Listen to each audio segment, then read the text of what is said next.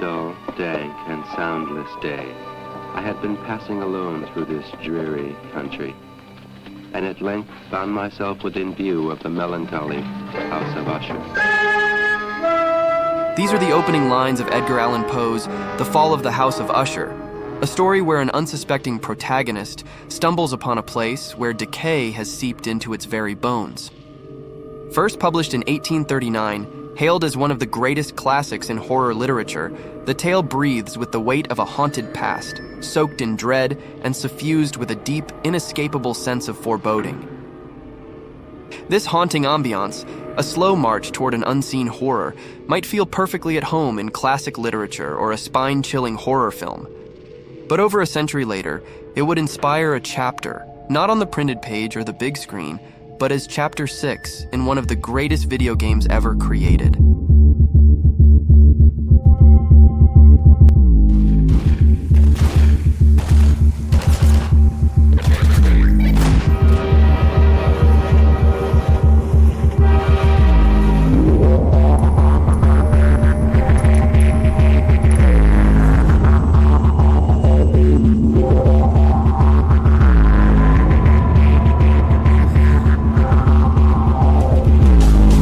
In November 2004, Half-Life 2 set new benchmarks in PC gaming. Its unparalleled combination of physics, graphics, and gameplay earned widespread acclaim, establishing it as one of the best single-player experiences ever created, and a brilliant sequel to the already legendary Half-Life.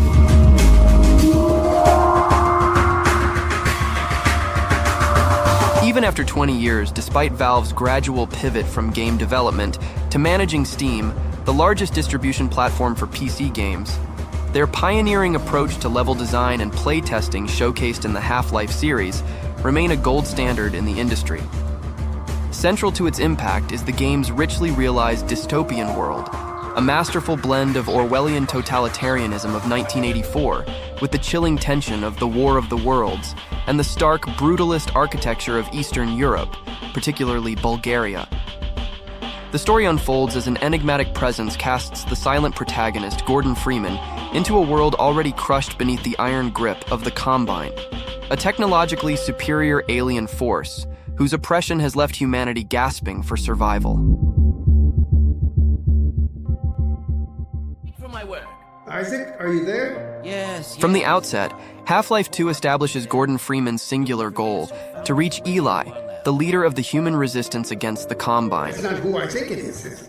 Indeed it is, and it's our intention. Yet the journey to Black Mesa East is anything but straightforward. A teleportation mishap early in the story sends Freeman on a grueling detour through the underground rail system, a hostile route that relentlessly tests both Freeman's resolve and the player's skill. When Freeman finally arrives at Black Mesa East, his unexpected survival is met with surprise and relief. Dr. Freeman? Gordon Freeman? Is that you? Eli, look who I found in the airlock. Gordon Freeman. Let me get a look at you, man. Outside. Alex Vance, Eli's daughter, guides him through the facility, offering a brief reprieve from the chaos. But Half-Life 2 never lets the tension truly dissipate. Just gets a bit claustrophobic. As Alex gestures toward a dimly lit barricaded tunnel, she delivers an ominous line. That's the old passage to Ravenholm. We don't go there anymore. Ravenholm was once a thriving mining town, and later served as a stronghold for refugees fleeing the Combine's grip in City 17. The town stood as a hidden sanctuary for some time until its discovery by the Combine. What followed was catastrophic. A devastating bombardment of headcrab shells turned the inhabitants into grotesque zombies, effectively erasing Ravenholm from the map. In the aftermath, the settlement was abandoned, and the tunnel linking it to Black Mesa East was hastily barricaded with makeshift defenses, leaving the town to decay in isolation, its haunted silence broken only by the groans of the undead. Back to the relative calm of Black Mesa, the game introduces the gravity gun, a standout innovation of Half-Life 2. This is a gravity gun my father was talking about. Give it a try. In a playful yet functional sequence, Alex's robotic companion, Dog, engages Gordon in a game of fetch. This interaction serves a dual purpose, familiarizing the player with the gravity gun's mechanics and offering a rare light-hearted moment before chaos soon erupts.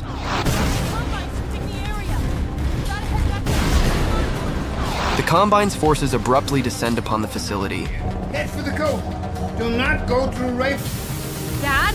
And amid the chaos, Gordon and Alex are separated by falling debris, forcing Freeman to take an unthinkable route. Take Gordon to the Ravenholm tunnel, then circle around and try to meet up with me. Hurry! The very passage to Ravenholm, ominously foreshadowed, becomes his only option, setting the stage for the game's most memorable and chilling chapters.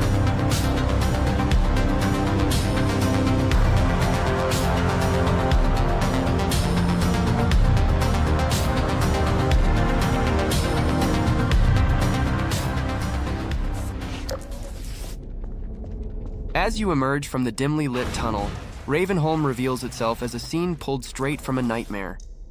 A skinned corpse and a head crab falling from above mark the threshold, a grim greeting to this forsaken mining town.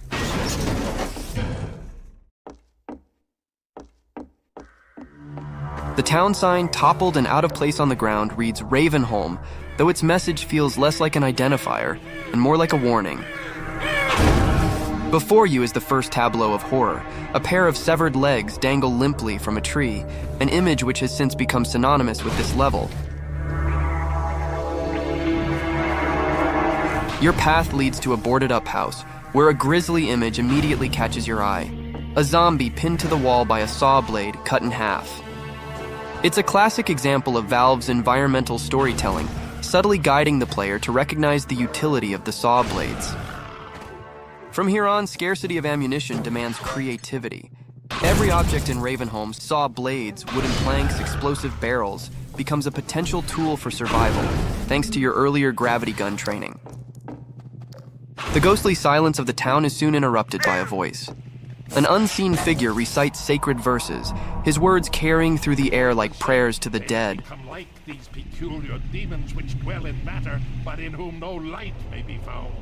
You keep hearing his words as you stumble across his ingenious traps, spinning blades, card traps, flammable environments. These traps feel like the handiwork of someone who has spent years battling the undead, an individual both resourceful and unhinged. And you soon enough meet him, standing above a bonfire of impaled zombies, a shotgun in hand. But who is this? Another life to save? I'll keep my eye on you. More than that, I cannot promise. This is Father Grigori, an eccentric and defiant figure who hasn't succumbed to the despair that consumes Ravenholm. Better and better. I am Father Grigori. You have already met my congregation. This Christian priest, modeled after art director Daniel Dochu, has since become an iconic and frequently discussed character in Half-Life lore, despite only appearing in a single level. Here, brother. Come closer. You've stirred up hell. A man after my own heart. Here, I have a more suitable gun for you. You'll need it. Catch. Good. Now, keep it close. My advice to you is, aim for the head. Hush. They come. There is no rest in Ravenholm.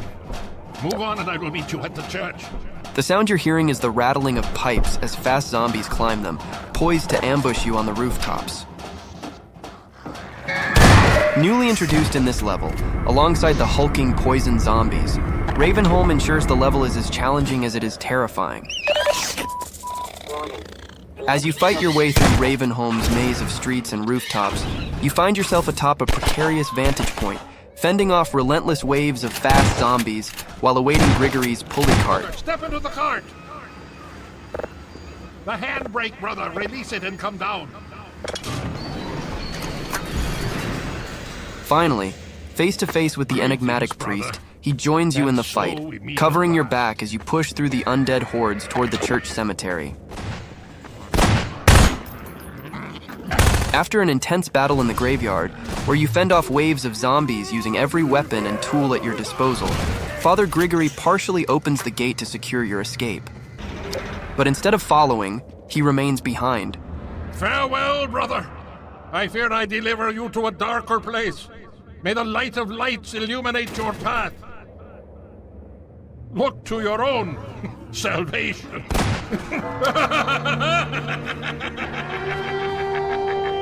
Surrounded by flames and undead, he confronts the onslaught alone, as his maniacal laughter echoes hauntingly.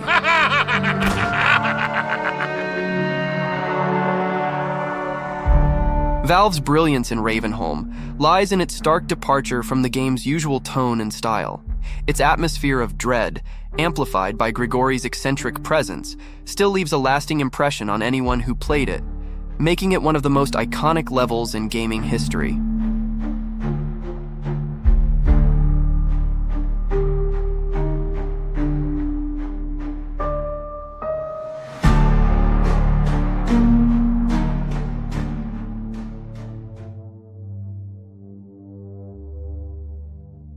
Completing Ravenholm offers a rare reprieve, sunlight breaking through the darkness, and one of Valve's most iconic soundtracks, the hauntingly beautiful Triage at Dawn, playing in the background.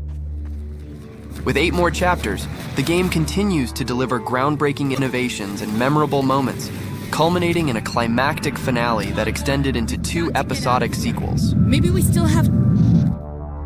Episode 2 would leave players on a cliffhanger, one that has endured for decades as both a meme and a symbol of gaming's most infamous unanswered question. Triple 3, as in you've killed 3 heroes. I don't understand. To say that Half-Life 2 released to critical acclaim would be an understatement. In 2008, it earned the Guinness World Record for highest rated shooter and was repeatedly hailed as the game of the decade. The game of the decade is... Rise and shine, Mr. Freeman. Rise and shine. Yet it's very likely that many of you haven't played this masterpiece, perhaps because it came before your time. The Half-Life series must be experienced, not just for its iconic levels, but for its lasting influence on the gaming industry as a whole. They revolutionized the first-person shooter genre in ways that continue to resonate today. Its innovative physics-based gameplay, immersive storytelling, and groundbreaking AI design set a benchmark that inspired an entire generation of developers. Games like BioShock, Fallout 3, and Crysis owe a clear debt to the systems and storytelling techniques pioneered by Valve. But equally transformative was Valve's approach to empowering its community. By releasing the Source Engine alongside robust modding tools, the company cultivated a culture of creativity that extended far beyond the game itself. This decision paved the way for a group of ambitious college students to craft a tactical, team-based, multiplayer mod for Half-Life. Recognizing its potential for growth, Valve adopted it, transforming the project into a standalone title. What followed was the birth of a cultural giant, a game that shaped global esports, inspired an ecosystem of tournaments and professional careers, and ultimately elevating gaming into the largest entertainment industry in the world.